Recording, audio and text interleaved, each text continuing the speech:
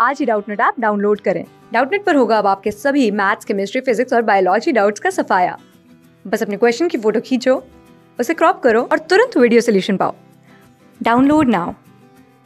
यहाँ पर हमें दिए गए ऑप्शंस को देखकर बताना है कि अगर हम मैटरनल और फीटल हीमोग्लोबिन के लिए एक ऑक्सी हीमोग्लोबिन डिसोसिएशन कर्व बनाते हैं तो इन दोनों को आपस में जब कंपेयर करेंगे तो कौन सी बात करेक्ट रहेगी।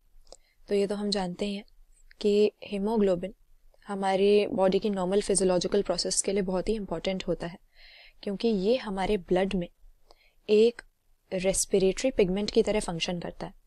हमारे रेड ब्लड सेल्स जो होते हैं यानी हमारे एरिथ्रोसाइट्स, उनके साथ में एसोसिएटेड रहता है और ये एक रेड कलर का कॉम्प्लेक्स आयरन कंटेनिंग प्रोटीन है, जो कि रेस्पिरेटरी पिगमेंट क्यों कहा जाता है, क्योंकि इसके पास ऑक्सीजन के साथ रिवर्सिबल बॉन्ड बनाने की एबिलिटी होती है। तो ऑक्सीजन के साथ रिवर्सिबली बाइंड कर सकता है या ऑक्सीजन के लिए ये हीमोग्लोबिन जो है अफिनिटी रखता है और इसी रीज़न से ये जो है ऑक्सीजन के साथ जब बाइंड करता है तो ऑक्सी हीमोग्लोबिन नाम का एक कॉम्प्लेक्स बना देता है और इसी फॉर्म में ये ऑक्सीजन को कैरी करके ट्रांसपोर्ट करके ले जाता है और हमारे बॉडी के उन सेल्स तक या उन टिश्यूज तक इसको पहुंचाता है जहां पर ऑक्सीजन की रिक्वायरमेंट है।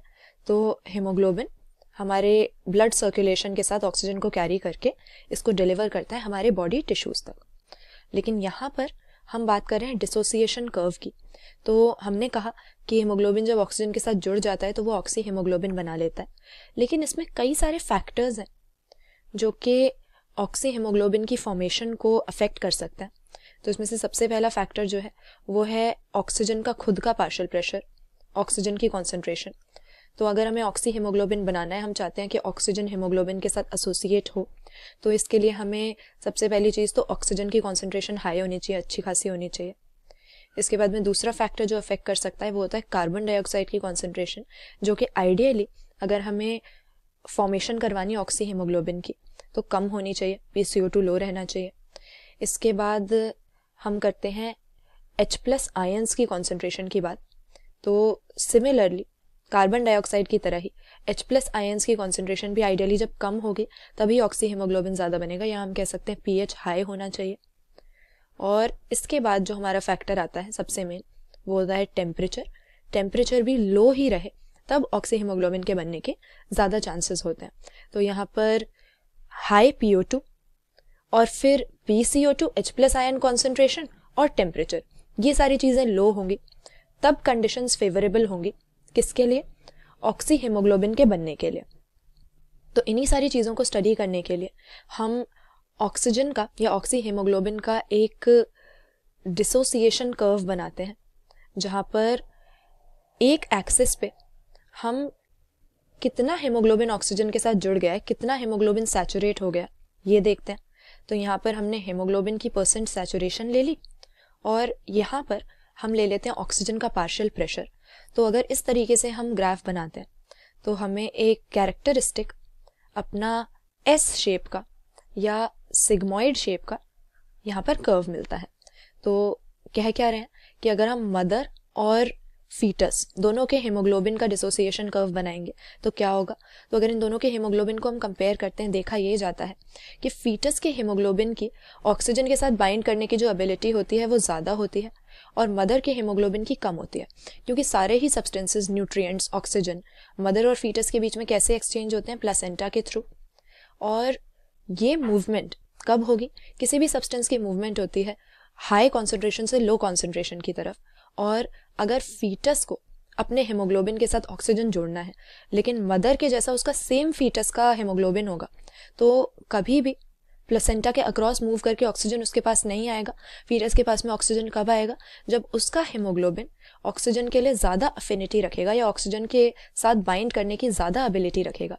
तो इसीलिए ताकि ऑक्सीजन फीटस तक पहुंच पाए, हम देखते हैं कि मदर के कंपैरिजन में, अडल्ट के कंपैरिजन में जो फीटस का हीमोग्लोबिन होता है उसमें ऑक्सीजन के साथ बाइंड करने के लिए ज़्यादा अफिनिटी होती है।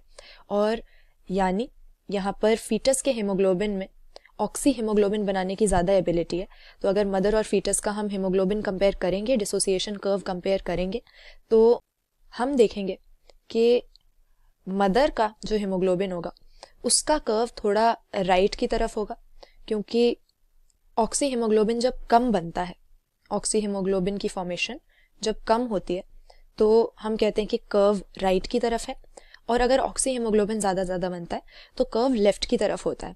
तो मदर और फीटस का अगर हम हीमोग्लोबिन कंपेयर करें, तो क्योंकि फीटस के हीमोग्लोबिन की ज़्यादा अफिनिटी है, इसीलिए फीटस का लेफ्ट की तरफ और मदर का जो डिसोसिएशन कर्व होगा वो राइट की तरफ होगा।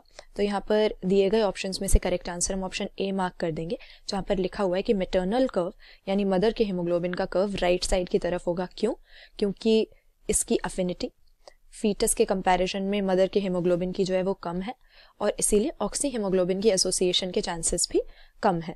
बाकी ऑप्शंस अगर देखें, दूसरे में लिखा हुआ है कि फीटस का कर्व राइट साइड पे होगा, तो ये बात सही नहीं है। फिर लिखा हुआ है कि दोनों ओवरलैप करेंगे, तो इस कर्व के बारे में इन दोनों को कंपेयर करके ऐसा भी हम नहीं कह सकते। और फिर कह रहे हैं कि ये PCO2 लेवल पे डिपेंड करेगा। तो हालांकि PCO2 लेवल एक फैक्टर होता तो है ऑक्सी हीमोग्लोबिन की फॉर्मेशन को अफेक्ट करने वाला, लेकिन यहाँ पर डिसोसिएशन कर्व में हमने क्या दो वैल्यूज ली हैं? हमने हीमोग्लोबिन की परसेंट सैचुरेशन को यहाँ पर PO2 के साथ में लिया हुआ है, तो PCO2 का यहाँ पर लेना देना नहीं है। करेक्ट आंसर हमारा केवल एक है, ऑप्शन ए। क्लास 6 से 12 से लेके नीट, IIT, JEE मेंस और एडवांस के लेवल तक 10 मिलियन से ज़्यादा स्टूडेंट्स का भरोसा। आज ही डाउनलोड करें डाउटनेट ऐप या व्हाट्सएप कीजिए अपने डाउट्स 8400 400 400 पर।